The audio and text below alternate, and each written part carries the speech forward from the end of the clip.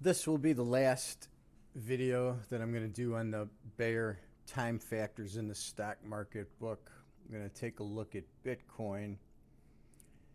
And here you can see that I have marked some blue horizontal lines at the key price levels as described in the last video.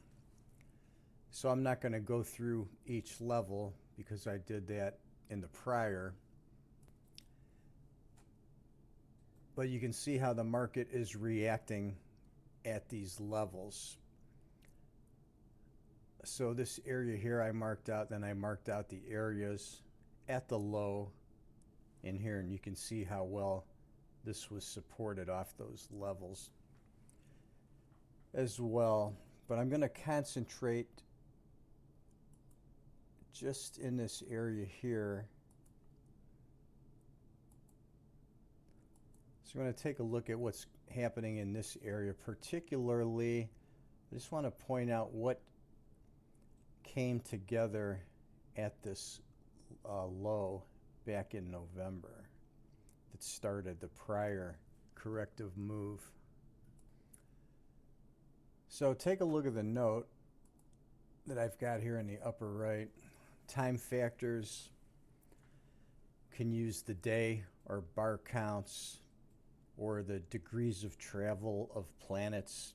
George gave us the 7, 12, 40, and 70. Also the 122.5. There are the critical degrees that he gave us, the static points, which came off of the circle diagram with the domain of the Sun, Jupiter, Saturn. So we had those degrees. We threw in the 15 degree of Leo point, which is always important. The other critical degrees he gave us per sign, the 0, 5, 17, 25, and then the market specific degrees where each market is going to have a couple critical degrees in each sign or the various signs where you have to find those yourself, but it's not that difficult to do. And then we're going to take a look at the price levels already mentioned, and we'll take a look at a couple of these ranges on the way down. Then I also want to mention that you should look very carefully at Mars movements. Mars has a very significant effect on Bitcoin. So I particularly want to look at the timers coming into the low here, this particular significant low. So I've got some day counts here where you can see where these 17, 35, and 40, actually this one's 41, but we've got this low, low, and low, all exact or within a day. That was the 17, 35, 40. Then took out a 122 day count, got up to the area, this minor low here, and then doubling the 122.5 to 245 gets us all the way out here to this minor high. That's that measuring stick to that little top right there. Now I threw in a few time factors that also come together at this low. So we've got a Venus 40 degree from this high, comes in at this low. We've got a Mars time factor of 40 from this measuring point here, from this pivot, projected to this pivot low. We have a Mercury time factor of 40 that's almost in the exact same spot as Mars, where it's only one day off. The reason for that is it took Mercury a long time to make that 40 degree move because of retrograde motion during this period of time from this low to this low.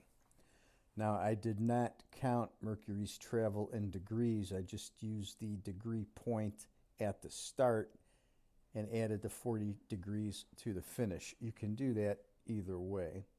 Then I also threw in a longer Jupiter time factor of 40 degrees. That was from this top here back in March of 25 also measured to this point.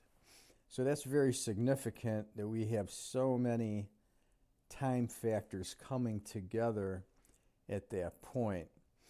So the easy way to handle this type of thing is to just take measurements from each of your important pivots as they are formed and project these various factors forward and create a set of dates in Excel, and then you'll be able to see the important dates. There were also some critical degrees in the Ephemeris, the sine degrees that came in on this date also.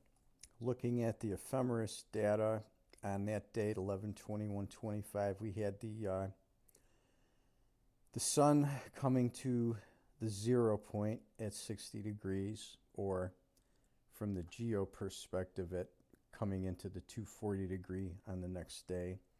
We have helio-Mercury here at 60, just past the 65 or 5 degree of the sine point, 5 degrees of Gemini at 66 degrees. We also have 25 of Moon very quickly passing through, but it's there.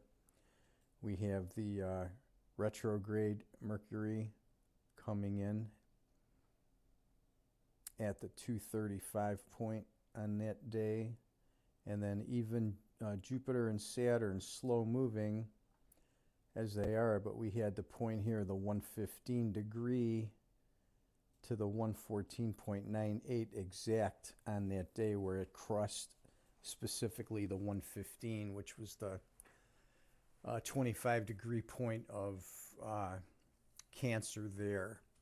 So we had the confirmation on the sine degrees as well. So it's a lot of important things coming together right there. Multiple time factors, critical degrees. The arrows that are on this chart were there from one of the prior videos, some of the time factors that were in play in these zones. So what you want to do is find these points where you have these time factors that are coming together at price, where you have these price and time hits. So coming off of this low, you've got this price and time hit at the point of the low. You've got a price and time hit here, a price and near time hit here, a price and time hit here, where you get the breakout off the little triangle. So to use these components that George Bayer gave us, you can make a trading system out of this. So I'm not going to go into more on that. You can do that yourself. I just want to take a look at these ranges coming down to see if they would have been helpful, which they would have.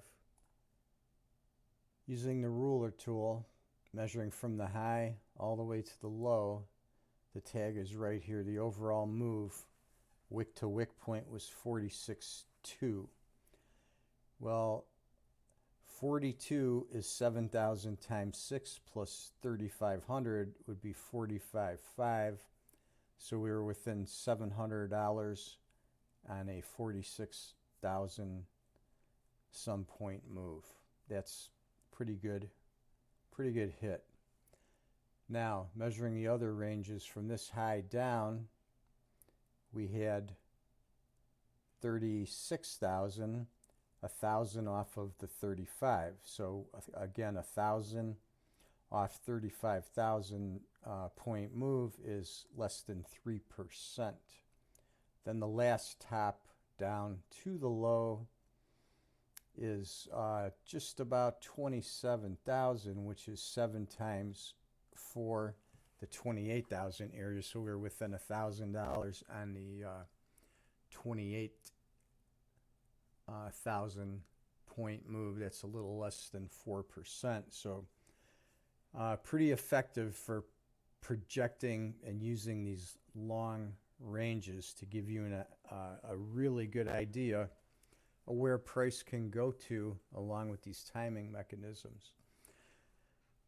One last thing I'm going to show, I'm going to bring my Plato key price tool into the picture here to show how my Plato lines would have worked on this market. So the price lines brought into play. The first price line coming down off the major top was the cyan line here, and you can see that was a direct hit that flipped the market. And we also had that day count came back to that same point. That was not predictive. It's just something to point out here. The next line down was the orange line. That line was challenged, could not be touched. Got 3 wicks coming down to the area and then a short retracement kickback.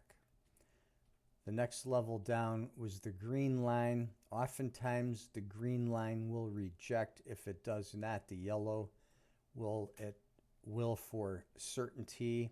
So always a very important area at the green and the yellow line. Many reversals, many support and consolidation areas come in there. You can see the green line then was support here and here. After that, one more time later before it broke.